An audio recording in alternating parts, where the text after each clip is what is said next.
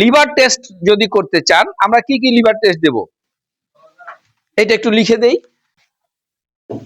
Liver টেস্টের জন্য আমরা একটা টেস্ট দিতে পারি এএলটি,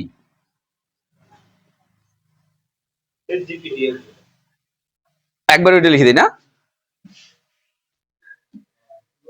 এসজিপিটি, এসজিওটি, এসজিজিটি, তারপরে বিলিরুবিন,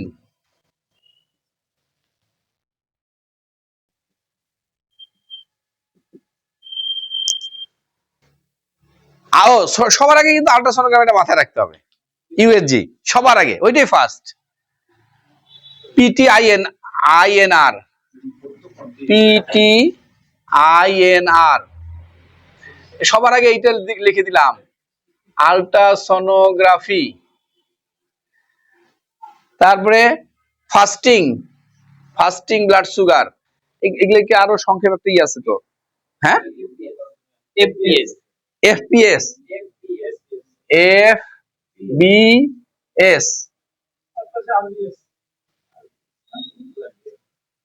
আরবিএস, লিপিড প্রোফাইল, এখানে লিপিড প্রোফাইল কেন দেখছি না, সিবিসি লাগবে না, লিপিড প্রোফাইল, ও কি হোমা আইআর, হোমা আইআর করলে এটা লাগবে না, তাই না স্যার? হোমা আইআর, লিপিড প্রোফাইল,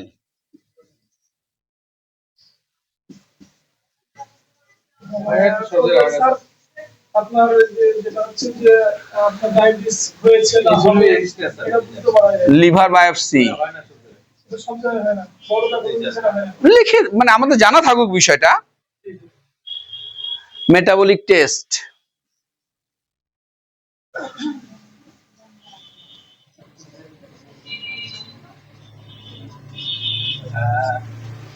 আর একটা আমি ইয়ে করছিলাম,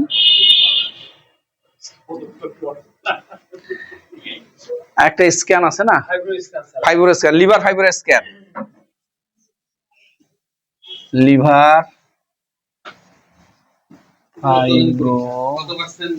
একদম এখানে, হ্যাঁ এখানে ওই ইয়েটা বলে, ওই যে আমি পার্সেন্টেজ দিলাম না, ফ্যাটের, ফ্যাটের পার্সেন্টেজ এইটা পরীক্ষা আসবে।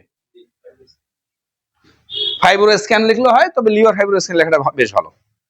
এই টেস্ট গুলো আমাদেরকে দিতে হবে।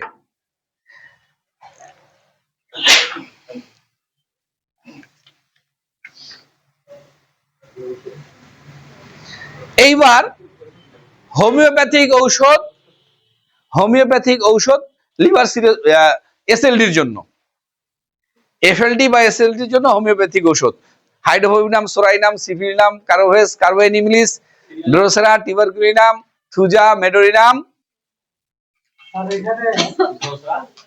Drosera, bacillinum. স্যার বলেন।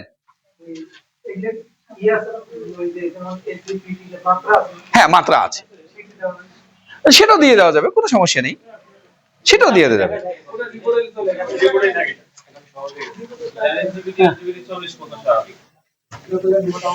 এটা কি মুছে ফেলবো?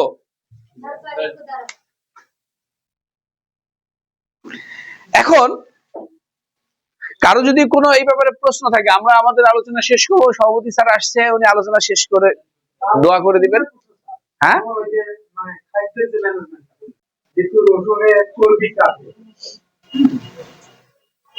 এই রসুনের মধ্যে অধিক পরিমাণ সালফার আছে, আমাদের ওষুধের সাথে এটার কোনো সম্পর্ক ইয়ে হবে? দেখেন আমাদের ওষুধগুলো ম্যাক্সিমাম ওষুধেই হচ্ছে ন্যাচারাল, ভেষজ আছে, অ্যানিমেল থেকে কিংডমের আছে, মেটাল কিংডম থেকে আছে, সব জায়গা থেকে আছে। তো একজন লোক যখন তরকারি খায়, ভাত খায়, তো এখানে কিন্তু আরো অনেক কিছু খায়, এখানে কিন্তু সবকিছু ঢুকতেছে, পেঁয়াজ ঢুকতেছে, সেখানে ঢুকতেছে, সেখানে আগুনে পুড়ে ঢুকতেছে, আর আমরা যখন গরম পানিতে দিয়ে খাবো তখন তো মানে পানি গরম কি বরফ দিয়ে হয়? যেটা হোক ওই গরম একটা ওই তাপে এটা কোনো বিক্রিয়া ঘটবে, অনেক বিক্রিয়া ঘটবে, ও তো সিদ্ধ হয়ে যাচ্ছে। হালকা মানে তো কুসুম গরম পানির মধ্যে যখন দিয়ে খাবো কি না, আমি তো কুসুম গরম পানিতে দিয়ে খেতে বলিনি, না না আমি ফুড পানিতে রসুন দিয়ে খেতে বলিনি তো। দুধের মধ্যে দুবার দুধের সর ফেলে দিয়ে তৃতীয়বার যখন দুধটা গরম করব পানি দিয়ে, যেই পরিমাণ দুধ সেই পরিমাণ বা তার চাইতে বেশি পানি দিয়ে, তখন রসুন এবং হলুদের গুঁড়া দিয়ে ওটাকে ফুটিয়ে নিব ভালো করে, তারপরে খাবো। পানির সাথে বলিনি।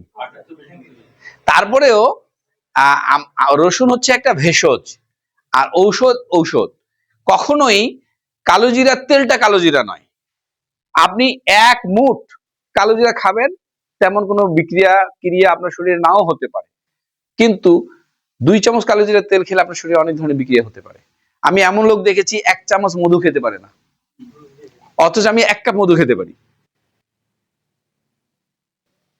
তো এটা তো ন্যাচারাল জিনিস, বডি অনেক কিছু ভ্যারি করে।